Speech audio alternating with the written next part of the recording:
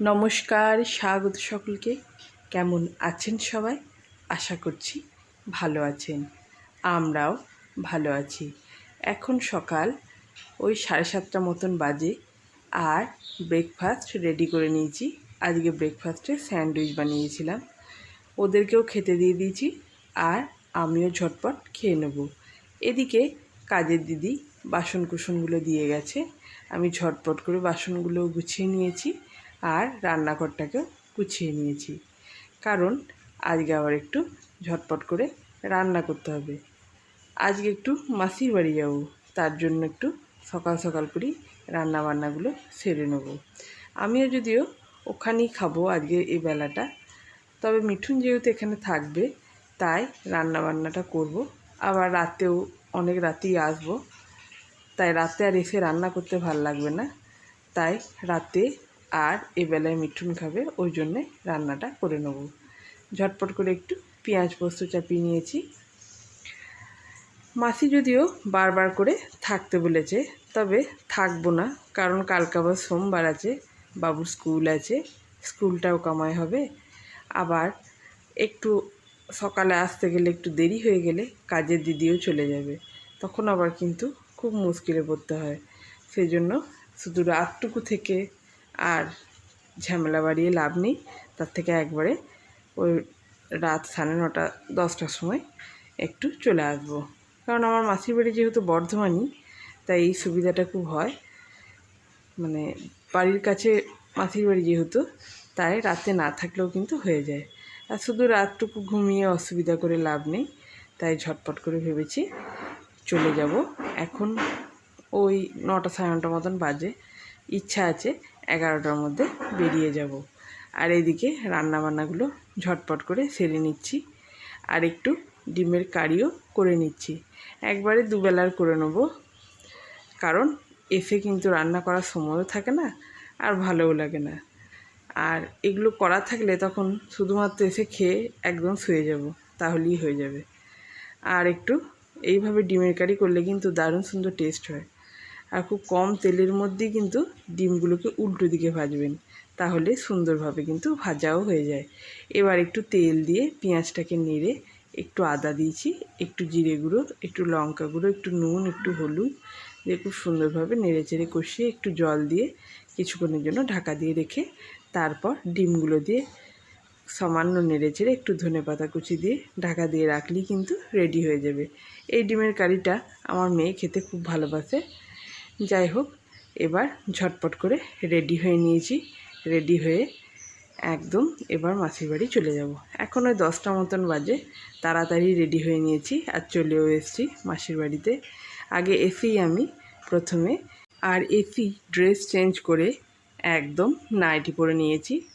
Nightie ছাড়া আমি আবার বেশিক্ষণ থাকতে পারি না, আর এখানে কিন্তু আজকে গরম আছে খুব ভালো। এটা আমার মাসি এখন মায়ের সঙ্গে গল্প করছে। থাইল্যান্ড মন্দিরটা সেই মনে আছে, তোর ফটো তুললাম আমি, সেই কাঁচ কাঁচ কাঁচ কাঁচ, এই যে এটা, ওটা তো খুবই সুন্দর। এত করে বলছে না না ওসব বন্ধ হয়ে গেছে, ওসব বন্ধ হয়ে গেছে। আমি যে তা তুমি আগে কেন এখানে নিয়ে এলে, এটা তো 8:30 অব্দি খোলা থাকবে, আমরা যাতে পড়েও আসতে পারতাম, তুমি আমাদেরকে ওইগুলো দেখিয়ে তবে তো নিয়ে আসবে। আমরা না তোর সয়াবিনের বুদ্ধিটা দেখিয়ে নিয়ে আসতাম, তা হবে বিশাল দিদি শুয়ে আছে বুদ্ধ দিয়ে, সাংঘাতিক সুন্দর হলুদ রঙ। তোদের কটা দেখিয়েছে বল না? আমাদের দেখিয়েছে জগন্নাথ মন্দির, দেখেছিস? না,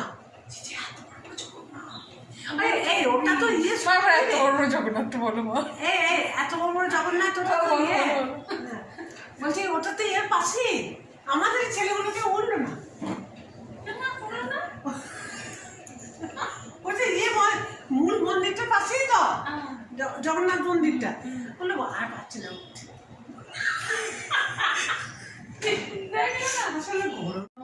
পুরীর মতনই জগন্নাথ, সেটা দেখলাম তো, ওই পাশেই মন্দিরটা দেখলাম। ওই যে সিঁড়ি দিয়ে উঠতে হবে, একটা সিঁড়ি দিয়ে উঠতে হবে না, অনেকটা সিঁড়ি না দেয়াকে উঠলো না, সবাই তখন আলাদা হয়ে গিয়েছে। তারপর বটে যে ভোরবেলা থেকে উঠে দেওয়ার। মা আর মাসি এখন বেড়াতে যাওয়ার গল্প করছে। ওরা দুজনাই বেড়াতে যেতে খুব ভালোবাসে আর বেড়াতে যায়ও কিন্তু খুব বেশি, তাই দুজনাই এখন বেড়াতে যাওয়ার অভিজ্ঞতা শেয়ার করছে।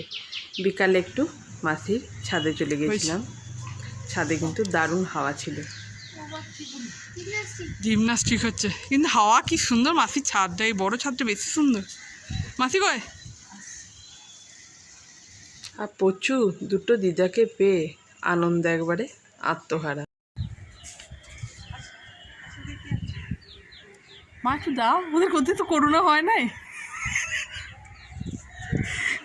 কাছে গেলে তো তোমার সমস্যা নাই, কাছে গেলে তো সমস্যা নাই।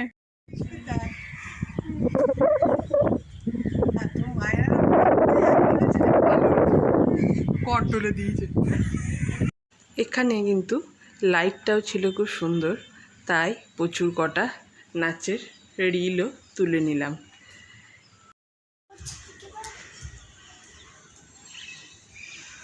নাচ একটু।